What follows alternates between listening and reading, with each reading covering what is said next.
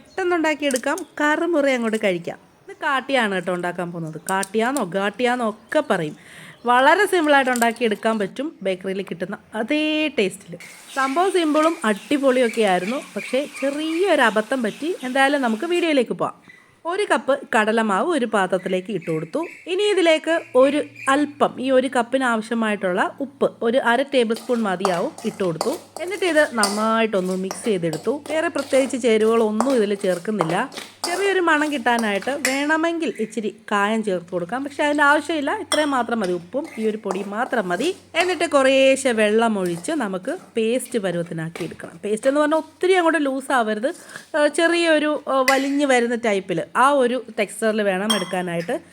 കുറേശ്ശെ വെള്ളം ഒഴിച്ച് സൂക്ഷിച്ചെടുക്കണം കേട്ടോ. ഈ കടലമാവിൽ നമ്മൾ നോക്കാതെ കാണാതെ വെള്ളം ഒഴിച്ച് കഴിഞ്ഞാൽ പെട്ടെന്ന് അങ്ങ് ലൂസായി പോകും. അപ്പം നമുക്ക് കിട്ടേണ്ട കറക്റ്റ് പരുവത്തിന് കിട്ടത്തില്ല.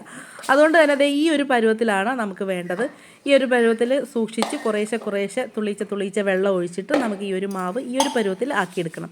എന്നിട്ട് കയ്യിൽ കുറച്ച് വെള്ളമോ എണ്ണയോ ഇങ്ങനെ തടവിയിട്ട് നന്നായിട്ടൊന്ന് കൈകൊണ്ട് തന്നെ കുഴച്ചെടുക്കാം. ഗസ്റ്റൊക്കെ വീട്ടിൽ വരുന്ന സമയത്ത് നമുക്കിപ്പോൾ ഒന്നുമില്ല, കഴിക്കാനൊന്നും കൊടുക്കാനില്ല, അല്ല സ്നാക്സ് ഒന്നും ഇല്ല എന്നുണ്ടെങ്കിൽ ഒരു സൈഡിൽ ചായയും ഒരു സൈഡിൽ കാട്ടിയായും അങ്ങനെ വേണമെങ്കിൽ നമുക്ക് ഉണ്ടാക്കിയെടുക്കാൻ പറ്റും. അതുപോലെ അത്രയ്ക്ക് സിമ്പിളുമാണ്, കുറച്ച് സമയം മാത്രം മതി ഇതുണ്ടാക്കാനായിട്ട്. അപ്പോൾ നമ്മുടെ മാവ് ഏകദേശം റെഡി ആയിട്ടുണ്ട്. ഇനി ഇത് നമുക്ക് ഫ്രൈ ചെയ്തെടുക്കണമല്ലോ. അതിനായിട്ട് നമ്മൾ സേവനാഴി ഉണ്ടല്ലോ, ഇടിയപ്പമൊക്കെ നൂലപ്പമൊക്കെ ഉണ്ടാക്കുന്ന സേവനാഴി, അതിൻ്റെ ഈ ഒരു ചില്ല് വേണം എടുക്കാനായിട്ട്. നീളമുള്ള ഒരു ചില്ല് വേണം എടുക്കാനായിട്ട്. പക്കവടയൊക്കെ ഉണ്ടാക്കുന്ന ചില്ല് അതെടുത്തിട്ട് ഇതിൽ നന്നായിട്ട് വെളിച്ചെണ്ണയോ എണ്ണയോ എന്തെങ്കിലും എണ്ണ നമുക്ക് തേച്ച് കൊടുക്കണം. കാരണം ഇത് നല്ല സ്റ്റിക്കി ആയിട്ടുള്ളൊരു മാവായതുകൊണ്ട് തന്നെ ഇതിലൊക്കെ പറ്റിപ്പിടിച്ചിരിക്കാൻ സാധ്യതയുണ്ട്. അതുകൊണ്ട് തന്നെ നമുക്ക് ഈ സേവനാഴിയിലും ആ ചില്ലിലും മുകളിലത്തെ ആ ഒരു ക്യാപ്പ് പോലത്തെ സംഭവം ഉണ്ടല്ലോ, അവിടെയും എല്ലാം നമ്മൾ ഈ എണ്ണ തേച്ച് കൊടുക്കണം. എന്നാലേ ഈ സ്റ്റിക്കി ആവാതെ ഒട്ടും എന്നാലും അധികം ഒട്ടാത്ത നമുക്ക് നമ്മളിങ്ങനെ പീച്ചി ഇടുമ്പോഴത്തേനും അധികം ഒട്ടാതെ തന്നെ നമുക്ക് എണ്ണയിലേക്ക് പീച്ചി ഇടാൻ പറ്റും. ഒരുപാട് സ്റ്റിക്കി ആയതുകൊണ്ടാണ് ഈ പറയുന്നത് എണ്ണ തേക്കണമെന്നുള്ളത്. അങ്ങനെ ഞാൻ മാവ് വെക്കുന്നതിന് മുന്നേ എണ്ണ എല്ലായിടവും തടവി എടുത്തിട്ടുണ്ട്. ഇനി ഇത് ഫുള്ളും ഞാൻ ഇതിലേക്ക് ഇറക്കി വെക്കുക. നമ്മുടെ ചില്ല് ആദ്യം ഇടാൻ മറന്നുപോയി. ചില്ലിട്ടതിന് ശേഷം നമുക്ക് പീച്ചെടുക്കാം. ചില്ലിടാൻ മറന്ന കാര്യം പറഞ്ഞപ്പോഴത്തേനും ഓർത്തത്, പണ്ടൊരു സിനിമയിൽ ഹരിശ്രീ അശോകൻ ചില്ലിടാതെ പുട്ട് പുഴുങ്ങിയൊരവസ്ഥ ഉണ്ടല്ലോ, ആ ഒരവസ്ഥയായി പോയേനെ ഇപ്പോൾ.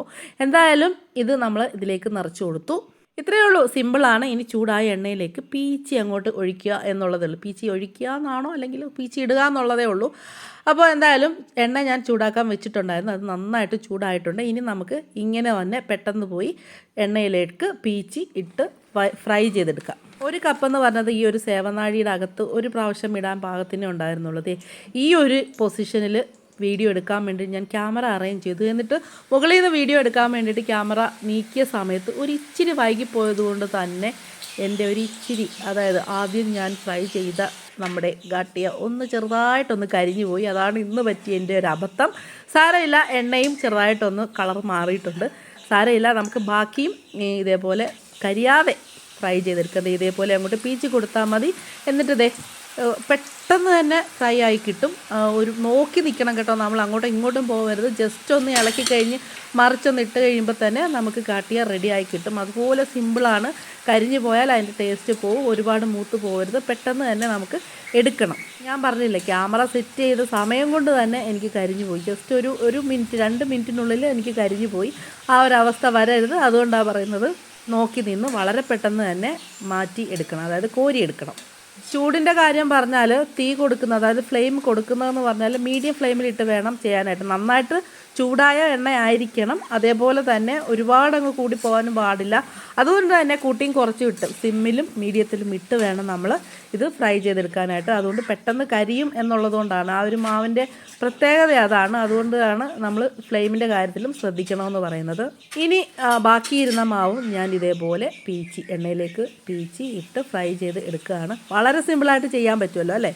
അങ്ങനെ രണ്ടാമതിട്ടതും ഞാൻ എല്ലാം മാറ്റിയെടുത്തു, അതായത് എണ്ണയിൽ നിന്ന് മാറ്റിയെടുത്തു. ഇനി ബാക്കിയും കൂടെ ഇട്ട് ഫ്രൈ ചെയ്തെടുക്കാം. നല്ല ക്രിസ്പി ആയിട്ട് കിട്ടിയിട്ടുണ്ട്. ശ്രദ്ധിക്കേണ്ട ഒരൊറ്റ കാര്യമുള്ളൂ, കരിഞ്ഞു പോവാതെ സൂക്ഷിക്കണം, കൂടെ തന്നെ നിൽക്കണം. അപ്പോൾ വീഡിയോ എല്ലാവർക്കും ഇഷ്ടപ്പെട്ടാൽ ലൈക്ക് ചെയ്യാനും ഷെയർ ചെയ്യാനും സബ്സ്ക്രൈബ് ചെയ്യാനും ഫോളോ ചെയ്യാനും മറക്കണം. നമുക്കിനി അടുത്തൊരു അടിപൊളി വീഡിയോ കാണാം. അതുവരേക്കും ബൈ.